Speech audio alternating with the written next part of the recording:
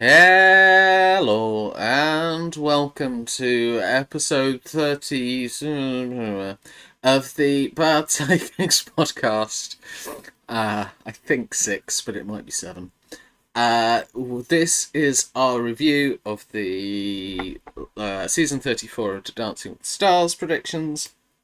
You may be thinking, that's taken you for a little while. Yes, this was another episode that we were giving a little bit of time because Dizzy's meant to be on this episode. Dizzy still dealing with some stuff right now, and we continue to wish him well. However, I am still joined by a pair of idiots. First of all, I predict that she boycotted episode 6 of this season because nobody hates songs from Wicked more than she does. It's Cass. Yes. Absolutely hate it. I'm Hate it. sure that episode was your idea of hell. Yes, completely. Mine was Flava Flav. Oh, I did skip that one. I'm not gonna lie, I couldn't handle it. Oh my gosh. Biddy 5. Speaking of boycotting, I predict that if it wasn't for us watching together, he'd have boycotted after the 4th elimination because of his huge love for Hilaria and Gleb. It's Cheetah.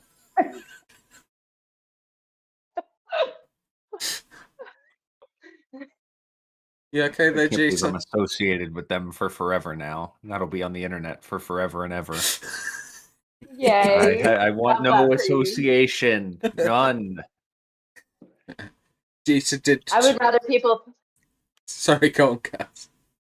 I was gonna say I would rather be associated with hating Wicked than with Hilaria and Glove. So No, I just like Jeter tweeted that he wants to get famous so he can be on Dancing with the Stars, and I'm just like, if that ever looks close to happening, I'm going to make sure his partner is Gleb. Here's the thing. I didn't even mind Gleb. It's just that for 2 straight seasons now, he's had partners that make him really, really not enjoyable to root for. Likeable. Yeah. Yeah. I don't know how much You of that mean is the his fake fault. the fake Spanish princess, you mean? Or the fake Spaniard, I guess? She's from Boston. Let's call I it how it know. is. Yeah, no. Oh, it's a fake. Yep. Next season he's going to be partnered with, like, Marjorie Taylor Greene. She's having a redemption arc. Alright, and Coulter. Missed opportunity to mention Erica Kirk. There. Fair. Plug it in. Anyway, I mean, how did you enjoy the season as a whole, Cass? I I loved it. There are multiple dances from that season that I have gone back and watched more than once. Um, I think I think the level, like we predicted that the level of talent would be off the charts this season. That prediction absolutely came true. Like the level of talent, I've never seen the like. It was so good, and it seemed like for the most part just healthy competition. Like it didn't seem like there was any huge drama between the cast or anything like that. It just, other than, Jeter's favorite too. But other than that, I mean, other than that, it was so fun. There was a deserving winner. Like it just, yeah, I cannot think of much I didn't like about this season, other than the fact that I'm still a little bit bitter that my winner pick did not make the finale. So that's I ugh. mean, you're not going to get any sympathy from either of us. I mean, well, certainly not from me. Jeter might feel that his is deserved, but I, uh, I mean, Jeter did the right per. Am I going to ask you that? No, I'll ask you for a high point because we'll talk specifically about the winners and losers as we review them. I think interestingly, like there were a lot of really good dances. I loved finale night. I thought that the different freestyles were really good. All of them. Yeah. I think it's interesting for me. I had my frustrations with this season, unlike it seems Cass. Um, and I won't get into them too Yes. much, but I definitely am a little bit frustrated with the mixing, like the quantity of certain types of dances that various people did, and the lack of presence of certain types of dances. Um, I thought that we had a little bit too much jive, especially from Robert. I think that there were, no Charleston. I feel like we were just missing some classics. And I didn't like that it seemed like at times people were getting continually favored. Um, and yeah, I think that was my low point was, moments where it didn't seem quite so even. Hmm. And I think my high point was that it seemed like especially at the finale, the people who were most talented and most deserved to be there, with the exception of Whitney, were there. And obviously, we can get into the balance between voting and dance capability. But I do think that ultimately played a factor, which I'm sure we'll discuss later. Yeah, Yeah. I mean, I will say this was my second full season. Obviously, I've been kind of keeping an eye on it for years. I don't understand. They have to bring back the Strictly Style bottom too, man. They have to. Like it. Otherwise, it is just basically consistently a full blown popularity contest. There is no recourse for brilliant dancers who have smaller voter bases. Like That's true. it's driving me nuts. Yeah. That's definitely my big frustration. But anyway, let's switch to spreadsheet in a whole and start going through our predictions and what actually happened. Okay, so let's start running through the placements. First of all, slight wrinkle is that it was double elimination for the first elimination, so we're calling it joint 13th, and the table has been updated accordingly. Were Corey and Jenna and Baron and Britt. Cass, you said that you really didn't like Corey Feldman before the season started. Did any part of that change for you with his appearance? And honestly, like I I really honestly kind of kept forgetting he was on the season because he was just so bad. He was so bad. And um, as far as like him as a person, I don't really care one way or the other. Like, his existence is not a big blip on my radar, but like as far as him as a dancer, I am happy that we didn't have to endure him longer than we did. That's fair enough. And then Jita, given you're wearing your Knicks hat, I figure I should ask you about the ex-Knicks player. Baron, was he held done by? Uh, no, I was hopeful that, especially as not like the tallest NBA player in the world, he would have had a bit more mobility than he did. Mm-hmm. Um, but he didn't, so he went home. Like he did not look comfortable on the dance floor. I don't think he was the worst dancer, but as we've Yeah. discussed, this is especially early season quite a popularity contest. And as I'm sure will be a trend that we talk about week after week after week, there was a certain person who was not particularly good at I dancing who stole America's heart. Maybe not Z's mean, he heart. did. Um, and I think that probably played a factor into why Baron went home and not Surely if someone he whose name did. rhymes with Schmandy. Uh, Rhymes with Schmandy Schmichter. Michter. Yeah. Um, uh, okay. Well, I mean, all that does for the placements is, if I reveal those, basically all of us had Corey in the bottom two, so just all of us get a 0 for this. This is another one where you don't want points. The fewer points, the better. In terms of what Baron meant, Cass does best with just the 1 point. I get 2, Dizzy gets 3, Jeter gets 5.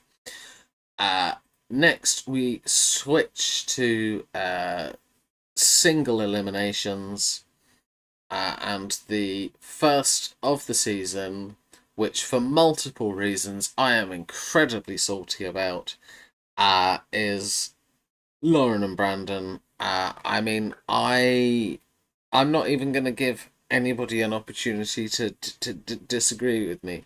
They were robbed. They were 100% robbed.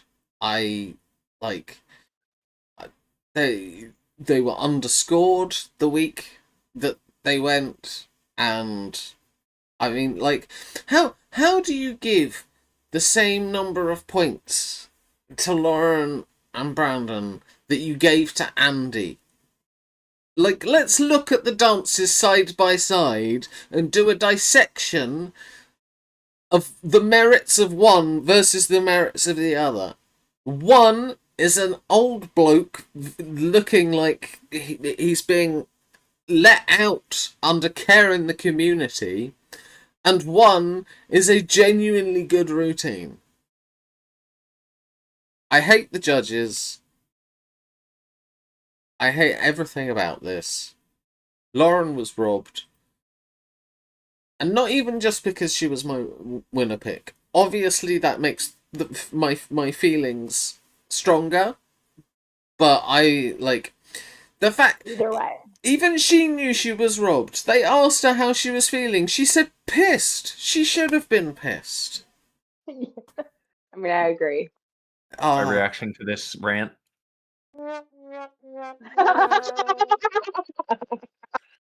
It happens, man.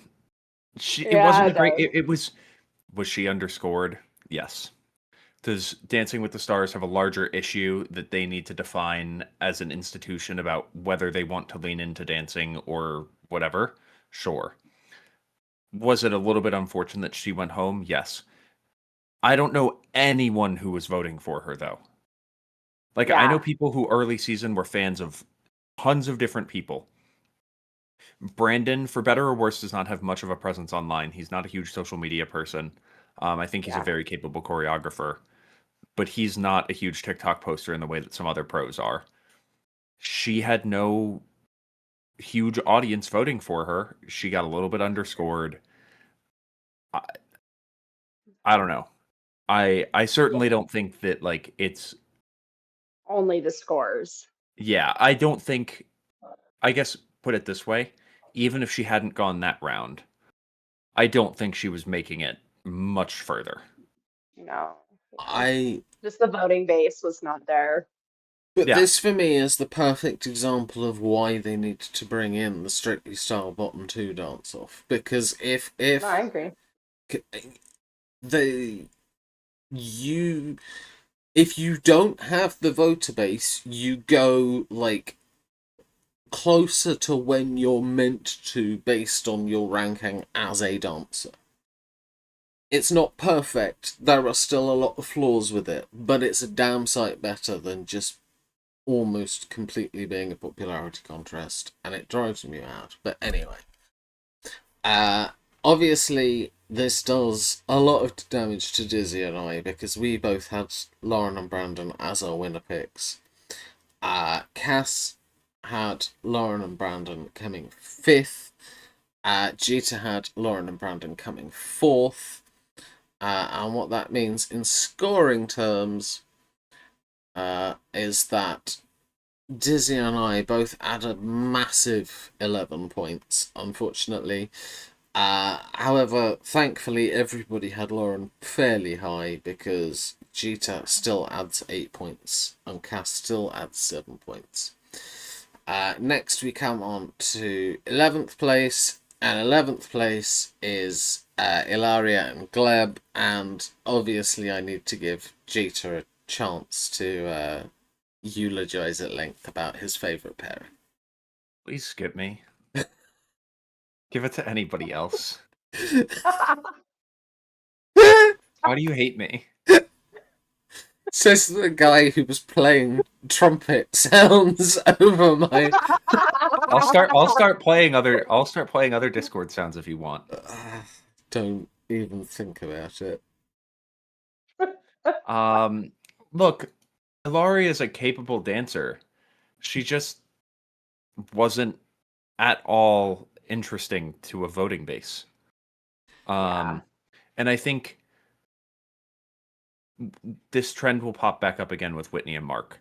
I think if you don't have votes, for right or for wrong, right now in the current format, you are on such a tight, like, your You have path to do to really well. surviving Yeah. becomes so much narrower. Every week, your dance has to be so much better than everyone else's. And as soon as you get one day where a couple people don't like your dance, which can happen because the judges are, you know, a little bit more subjective than they are in Strictly, it gets really hard. And it doesn't surprise me that Ilaria went when she did, especially because I know that around that time, people were actively campaigning for Andy to stay, and people were like organizing their votes to keep Andy in her place. So, you know, it doesn't surprise me at all. I think she's a capable dancer. Like, Yeah. she showed some dancing chops for someone her age. But it just like doesn't matter if you have not only people not voting for you, but people actively preying on your downfall. Yeah.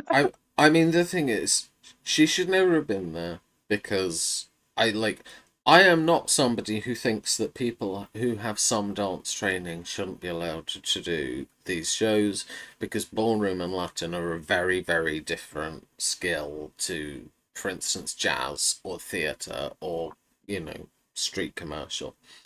That being said, Ilaria literally has ballroom competitive. She beat Emma Slater, Andy's partner, in a competition at Blackpool, which is the home of ballroom. Like, the fact that she was even allowed to compete is an absolute joke. But thankfully, people saw through that one.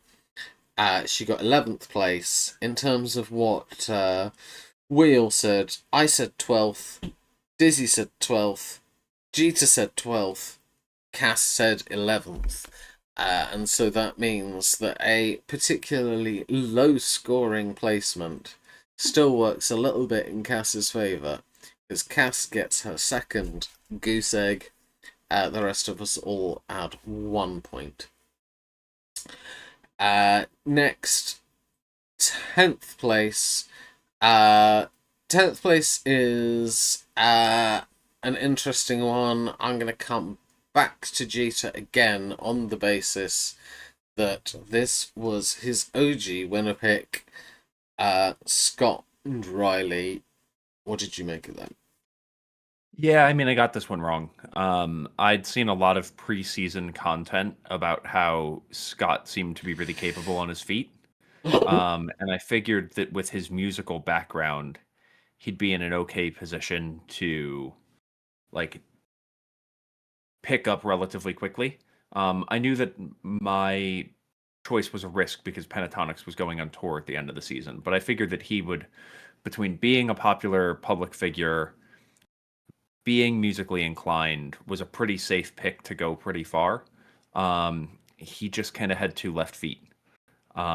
He never, like, the only dance that I thought he really seemed comfortable was like his jazz or contemporary. I feel like they used the two interchangeably this season, which it shouldn't have been, but they did, across all of the dancers. But he seemed good in his one like more modern dance.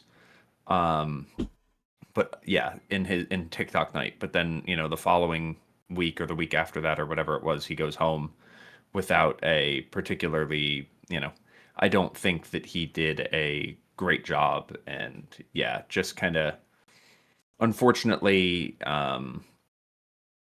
struggled to really get to grips with all of the styles. Yeah, I will say Scott did both a jazz and a contemporary, but given he went out on the contemporary, I'm going to assume that you were praising the jazz. Yes. Uh, so yes. Anyway, that means Scott gets 10th place. And in terms of how we all predicted him, obviously we said Jeter is going to take the most damage because it was winner pick. Dizzy said 11th. Cass said 7th. I said 8th. So in points terms, that means Jeter takes a big fat 9. Cass gets 3s. I get 2. Dizzy does the best on that one with just 1 point. Next, we move to an interesting one, which was Jen and Jan. I think potentially one of the most discussed about in terms of were they good, were they not good, was the choreography good, was it not good, were they overscored, were they underscored, were they scored fairly? It seemed a bit of a mess. Cass, what were your thoughts on Jen and Young? I think they were okay. I do think they deserved the placement they got. Hang on. William, turn it down, sir. That is way too loud. Turn it down. Thank you. All right. Okay. No, I do think they deserve the placement they got. I think that Jen did fantastically for like how recently she had given birth. Like that's insane. I was still curled up on the couch by that point postpartum. So like I love that for her that she really went for it and did very well. But I also think that Jan needs a little bit more choreography experience. I agree with a lot of the critique. Like I don't he wasn't a terrible choreographer. Like I think some of it was unfair, but I think as compared to a lot of the other pros, I do think that he needs more experience with the choreography. I don't think he was quite ready for the level of choreography he needed to be able to give. So, Very fair. I'll be interested to see if he comes back next time around. However, for Jen and Jan, this meant they finished in 9th place in terms of where we all had them finishing. Jeter said 11th, Cass said 8th, Dizzy said 6th, I had them as high as 4th. And what that means for the points is that Cass and Jeter do the best on this one, just adding 1 point to their total, 3 to Dizzy, and 5 for me. So we move on to 8th place, which turned out to be Danielle and Pasha. I'll cover these two because uh, I I was I really liked Danielle. I think my very slight issue was that it did feel that quite a few of her dances were a little samey early on, uh, and sort of interchangeable with each other, irrespective of style. That being said, I do think that uh, her Argentine tango on Wicked Night showed that like she did have room to grow, and for me it was just like I'm very nostalgic for Boy Meets World. It was one of my favorites as a kid, so I was really happy to see her on my screens again. And yeah, in terms of what that means point wise, though, I mean, we were all relatively close-ish. Actually, I mean, Jeter said 13th. His wasn't so great. Cass and I both said 10th. Dizzy, though, got it bang on. Said Danielle would finish 8th. And so that means a big goose egg for Dizzy, 2 for Cass and I, 5 for Jeter. And we move on to 7th place, and 7th was the end of the road for Andy and Emma. I mean, given that I think Jeter was largely helping Andy to get through so many rounds, I'll let you take this one. I don't think it was me as much as all of the other people in my life who watched this show. I assisted Andy early on, but by this point I was not voting for him anymore. And I thought it's really hard to judge because I don't think that this is just a show on who is the best dancer. And I think that it needs to be kept into context that just because Andy was not the best dancer and was in many episodes clearly the worst dancer, you could also see that this was making an improvement in his life and that he was improving as a dancer.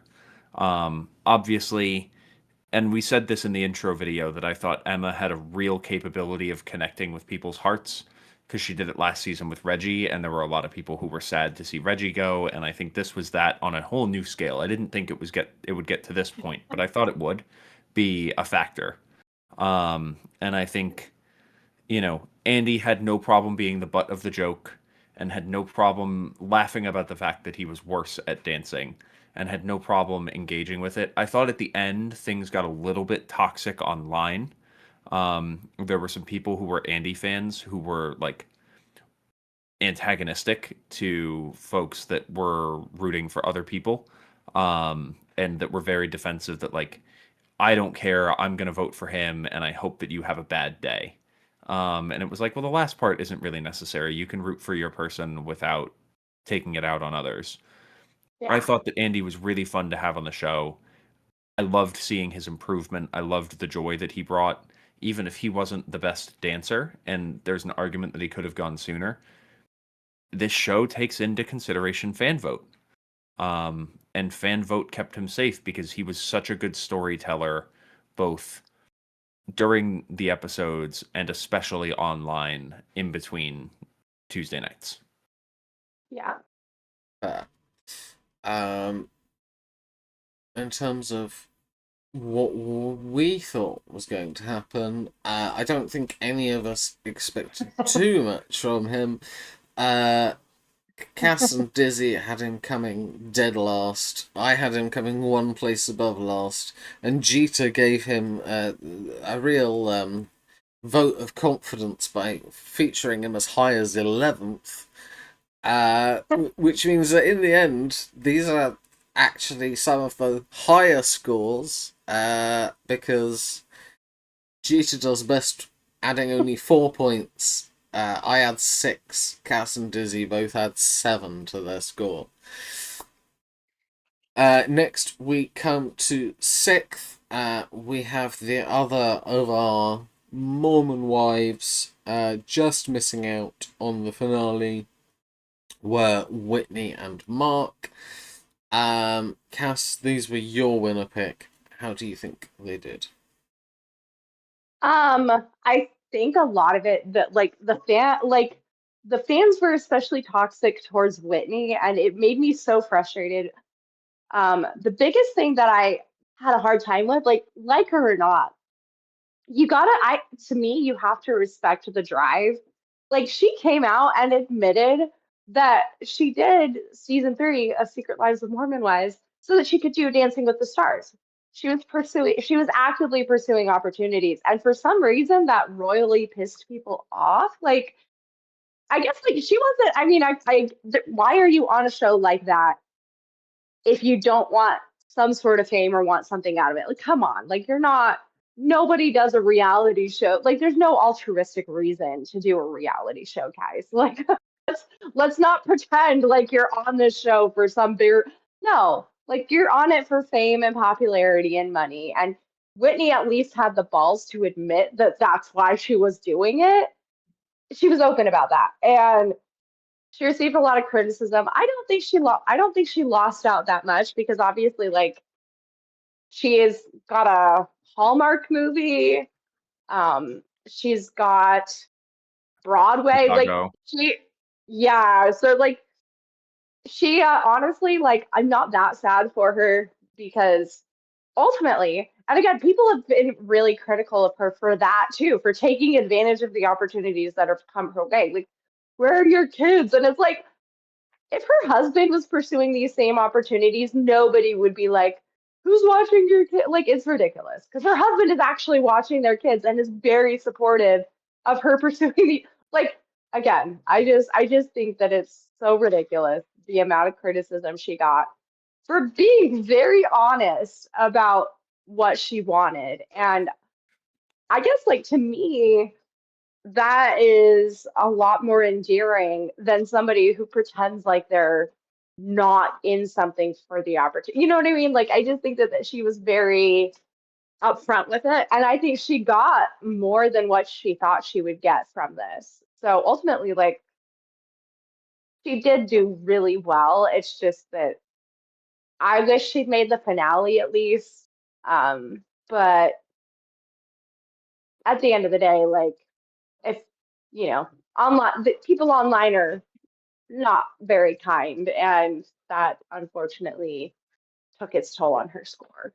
So, Yeah, I also just want to quickly chip in when it comes to Whitney. I think she fell subject, honestly, more than Ilaria did, to the idea that like she does have a dance degree.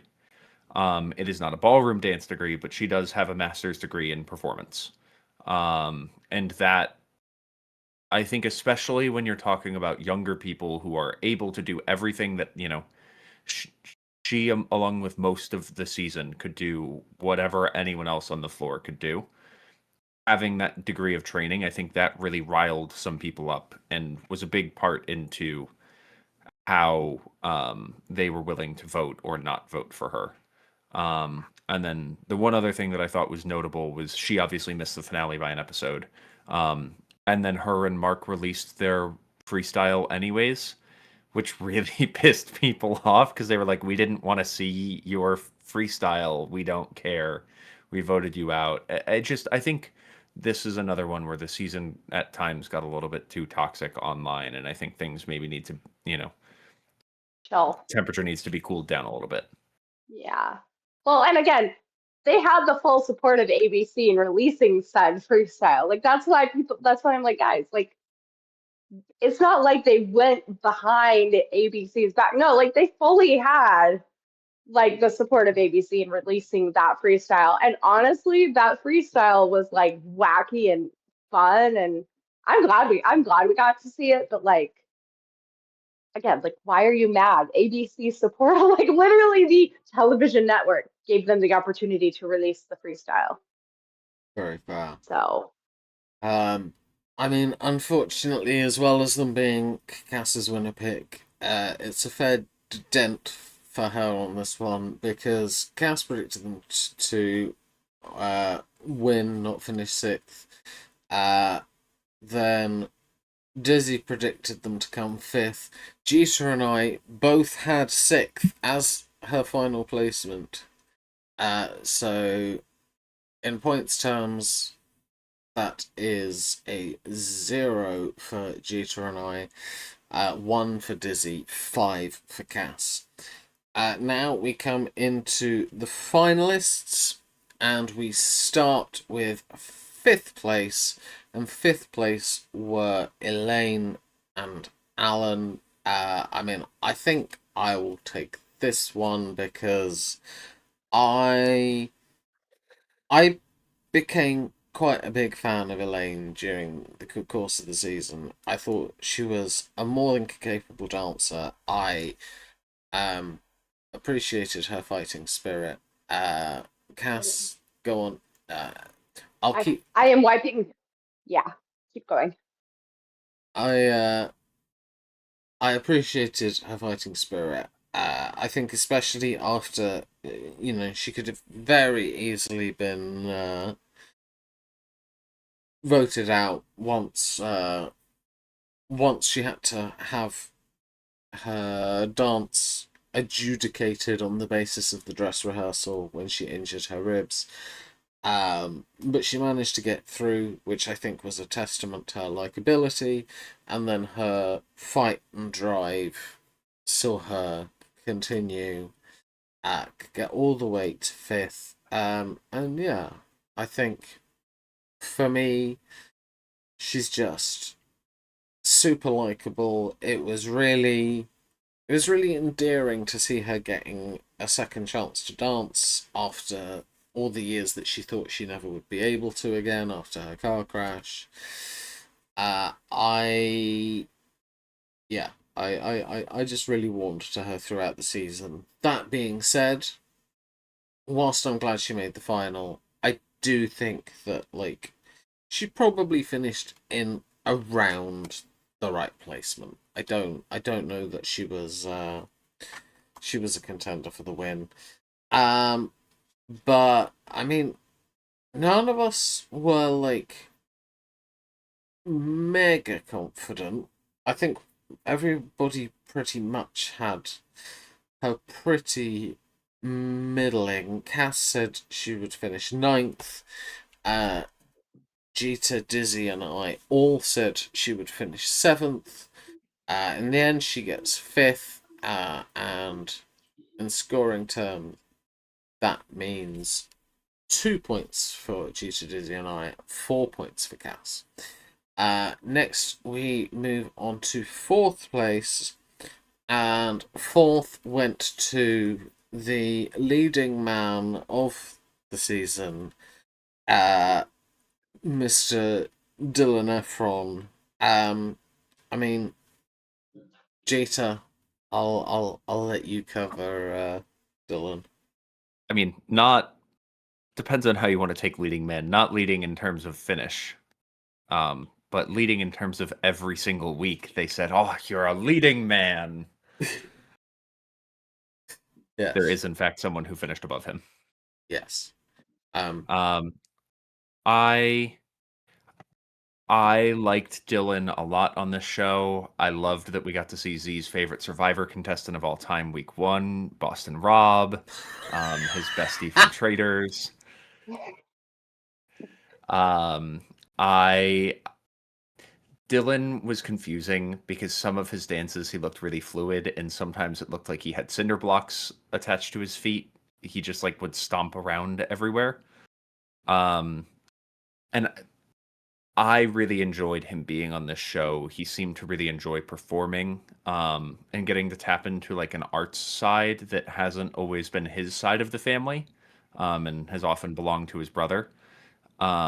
And I thought it was really sweet that he got to have this experience. And obviously, it seems like Dylan is making the rounds on a bunch of different TV shows, um, which I think is nice. That if this was able to give him an experience that he wanted, um, he I would have been interested to see him with a different pro, because I think that the only you have to be a really elite dancer to keep up with Daniela.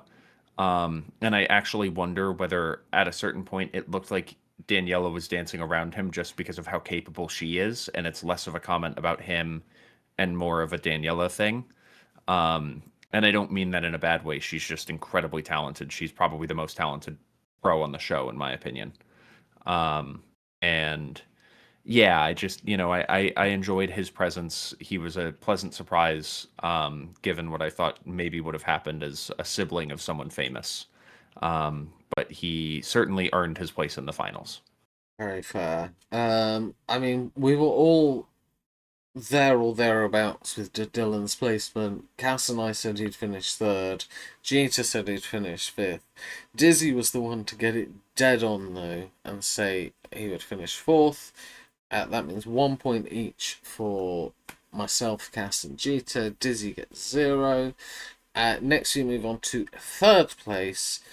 Third place were Jordan and Ezra. I mean, I want to talk about Jordan and Ezra because they were the team I was rooting for. I think Jordan did a really good job of, like, too often when you have something that's like dance adjacent, like gymnastics, all of a sudden you start throwing gymnastic elements into like all of your dances. I thought Jordan did a really good job of towing the line between reminding people who she was and why she was relevant, but not making that become her crutch. I thought she was really did seem to be there to learn how to do each of the dances. I thought her freestyle was insane. Um, yes, very excited about that.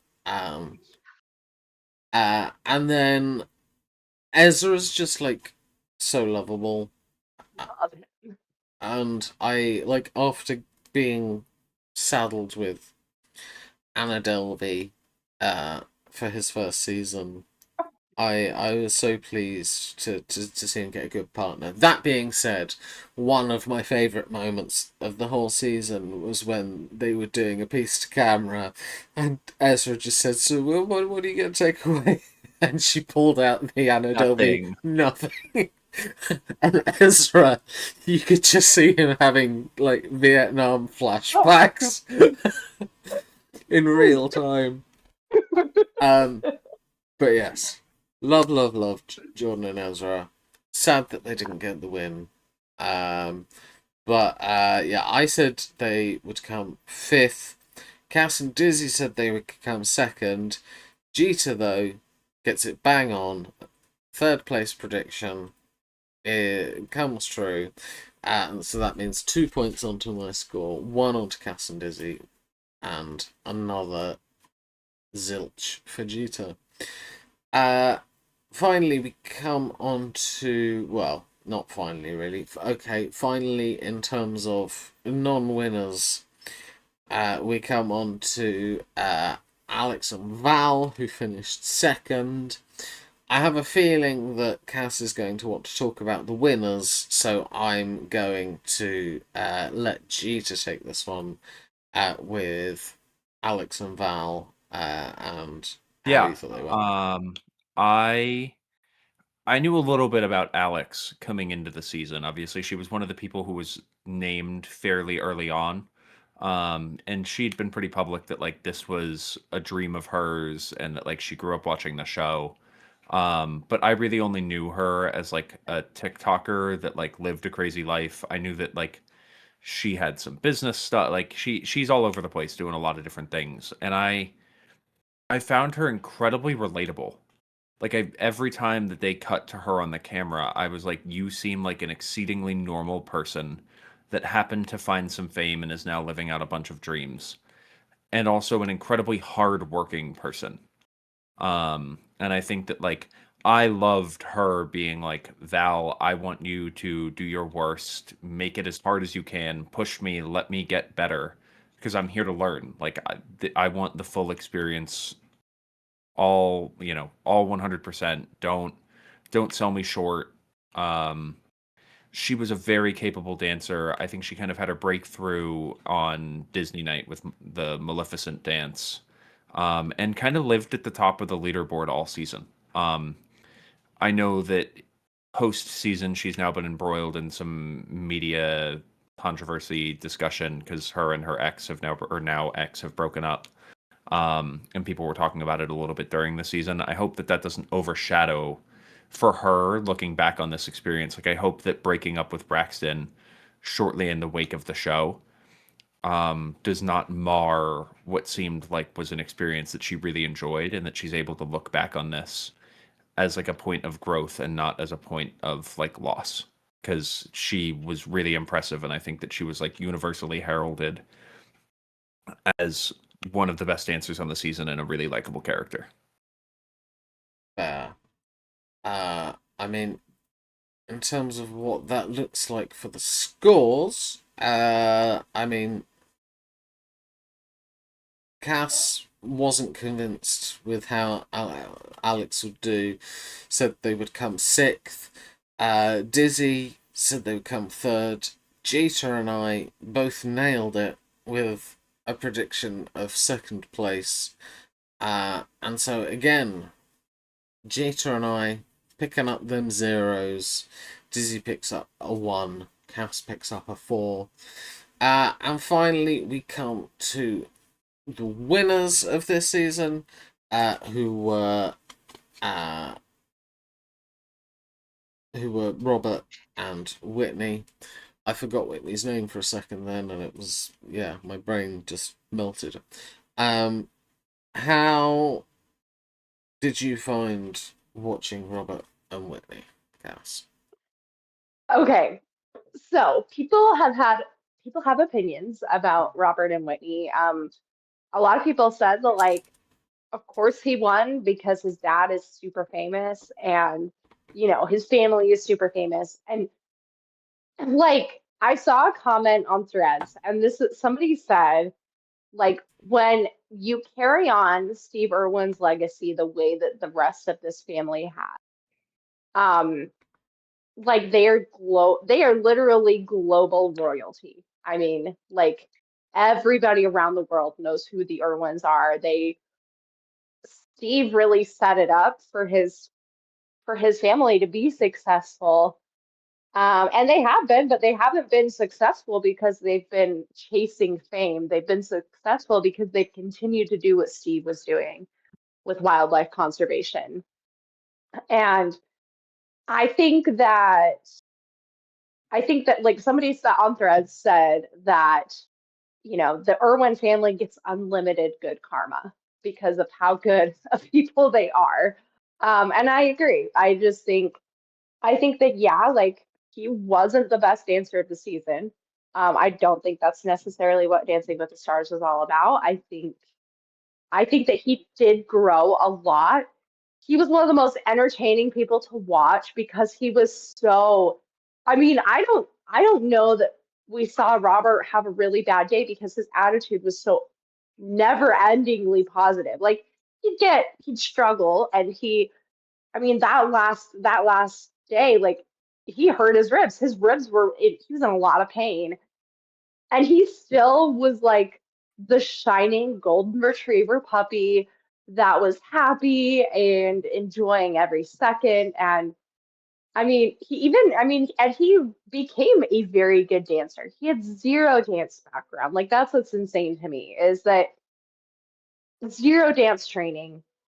And by the end, his freestyle was, I mean, now, Jordan, I will say, Jordan and Ezra had my favorite freestyle I've ever seen on that show. Like, hands down, incredible.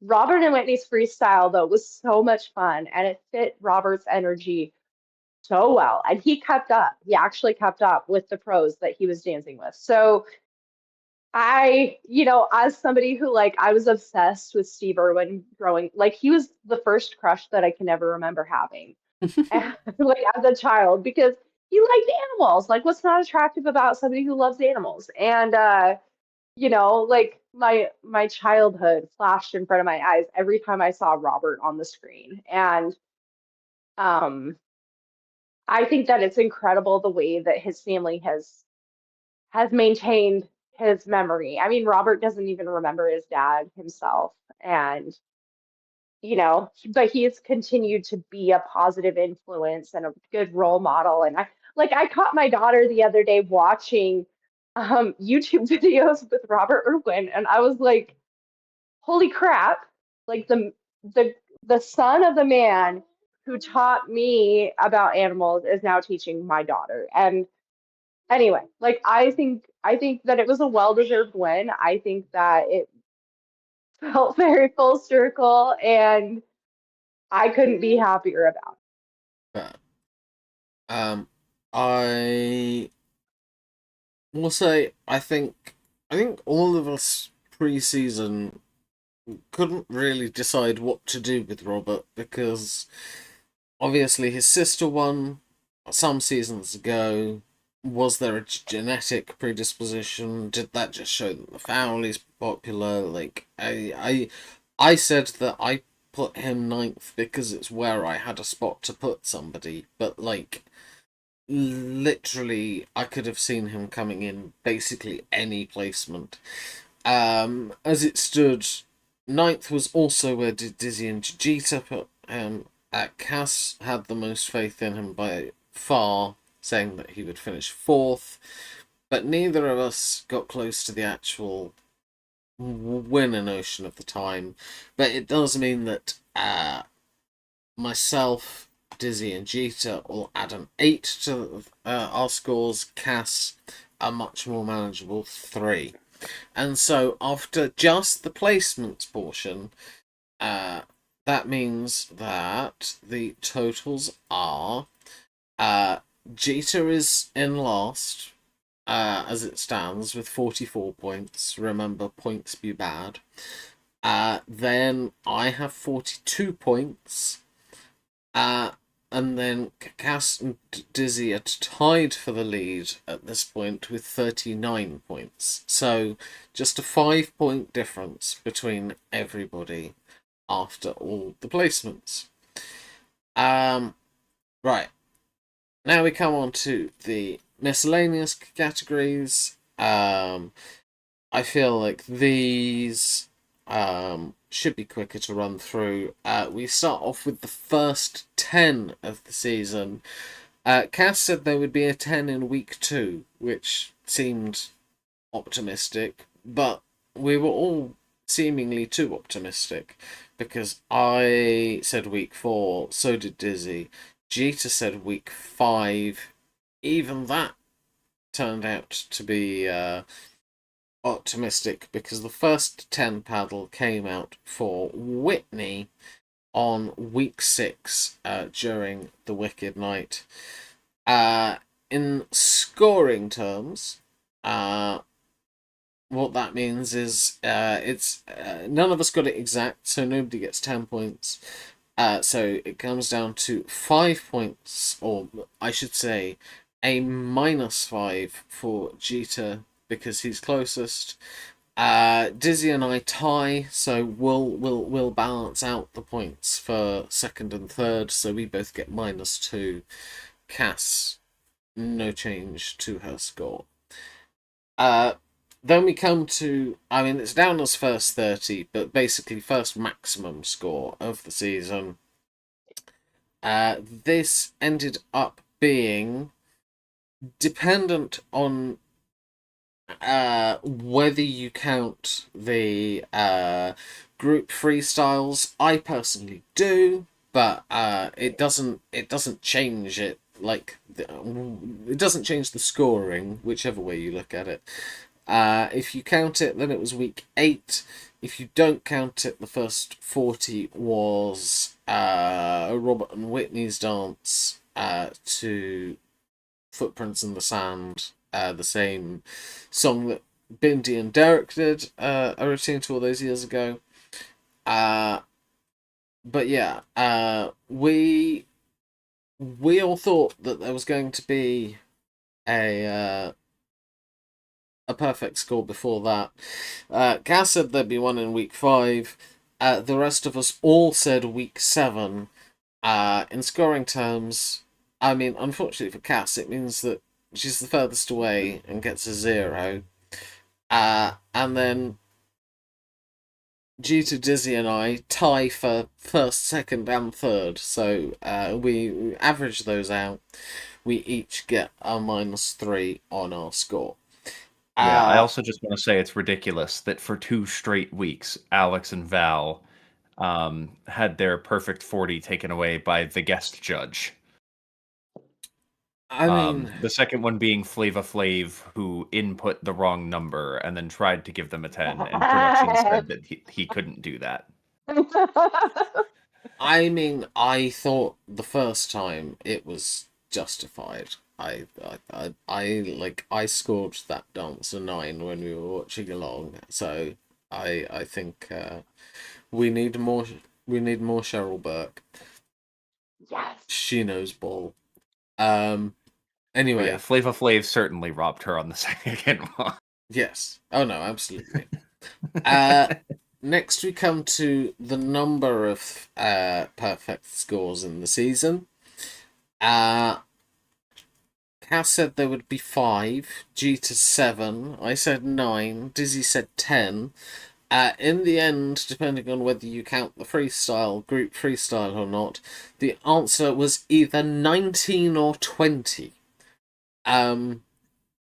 Most of those, like, came on finale night. I think, I want to say 11 or 12 of them came during the finale, but, yeah, ridiculous numbers. Obviously, it means none of us get points for being bang on. But we do get, like, points in order of how close we were, even though none of us were very. Cass gets another 0 because, yeah, she was way off. -1 for Jeter, -3 for me, -5 for Dizzy. Yeah. Ridiculous. So stupid. 5-person finales will also do that to you. Yes. Yeah. Yeah. No, you're not wrong. I mean, at least we'll know to up the our answers next year. Next we come on to strongest style. So this was basically how many perfect scores would there be in our chosen style. If you picked the one with the most perfect scores throughout the season, you get -10 points. I said freestyle because my guess was that there were going to be lots in the finale. Cass said contemporary. Dizzy said salsa. Jeter said paso doble. I mean, I have the numbers here. There weren't any perfect salsas. There weren't any perfect contemporaries. There was one perfect paso, so Jeter at least wasn't completely barking mad. However, dependent again on whether you count the group freestyle, there were either 5 or 6 perfect freestyles. That was the highest of the season, and that means that I get a very, very helpful -10 on my score. Everybody else gets a 0. That's, yes, very, very useful. Next we come to called first. So this was who would be the first person called as being safe the most times during the season. I said it would be Lauren. Cass said Whitney. Dizzy said Jordan. Jeter said Scott. All of us were wrong, however, because the correct answer was either Danielle or Alex. They were both called first twice and were the only ones to do so. So that means none of us get any points. Also, none of us get any points for called last because the way they did it this season, it didn't work. It was basically a dud question. We were assuming that, like, it would be it would go down to 2, and basically the third last to be picked would be the correct one. However, they kept mucking about with how many people they called, when they called them. If it was the double at the start was janky, and everything about it was wrong. So basically, dud question. Everybody gets a 0. Next was I forgot how hard this was to say. Why did I do this to myself? We had semi-elimination, which was would there be an elimination at the end of the semi-final? So basically, would they kick anybody out? or would they go, you all go through to the final? I feel, because I was one of the people that said no. There would be nobody eliminated at the end of the semi. I feel a little hard done by, because they clearly had it in mind. They just used it a different time. They used it on the like can Dedication night. that's the one. Thank you. On the dedication night. Uh they said you all go through. If they hadn't done it there, then I reckon I'd have been right, but it doesn't matter. Cass and Jeter did say there would be an elimination, though. That means that that helps their points. Cass manages to get some points taken off her score for the first time on this sheet, with a -3. First and possibly only. No. You're good. We've got a -3 for Cass, a -3 for Jeter. Next was guest judge.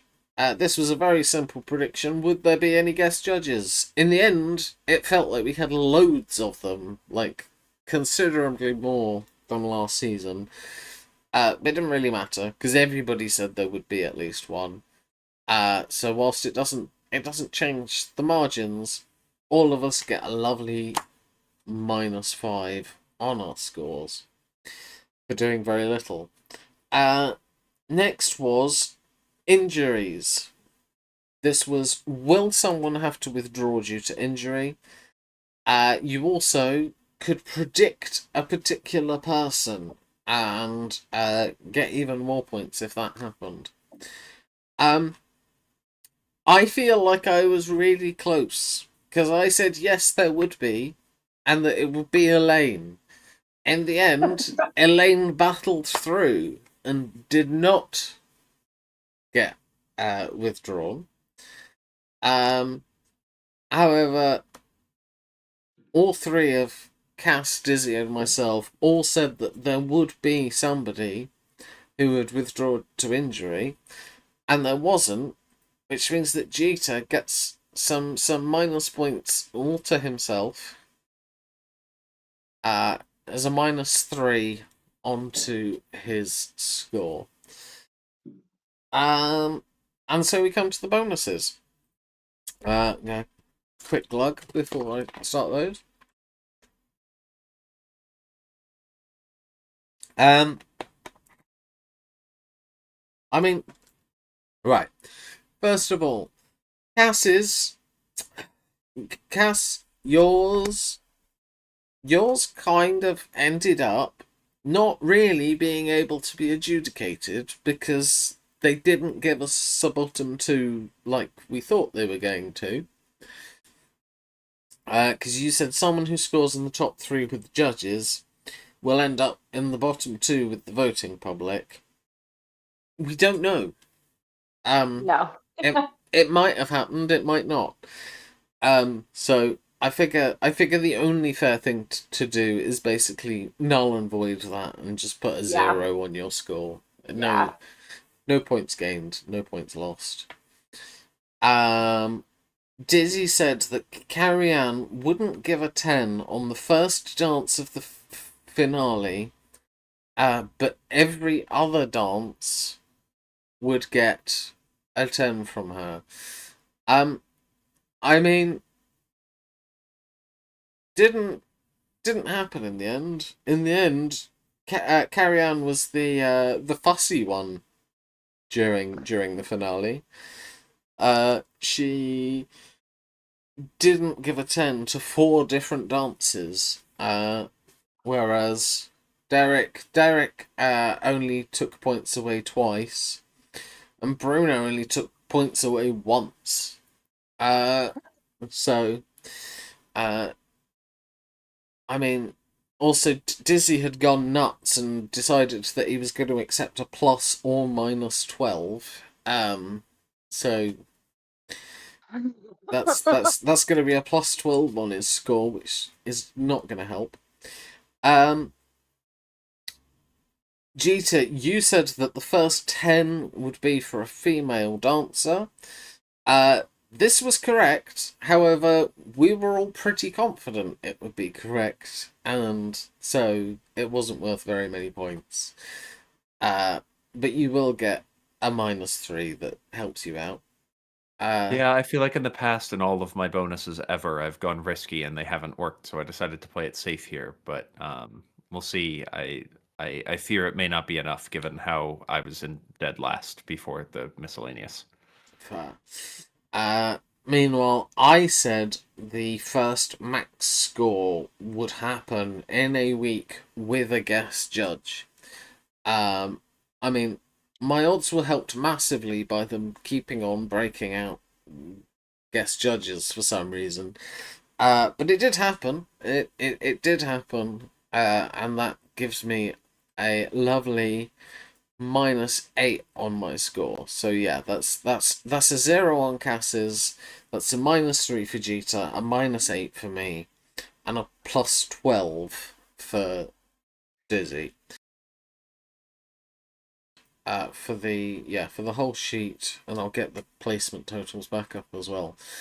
Miscellaneous totals. Dizzy only managed to get -3 for the entire sheet. Cass did a little better with -8 for the entire sheet. Jeter had a pretty good -23 for the entire sheet. I did the best on the miscellaneous questions and got a -31 on the sheet. And so that moves us on to the following final scores. In fourth place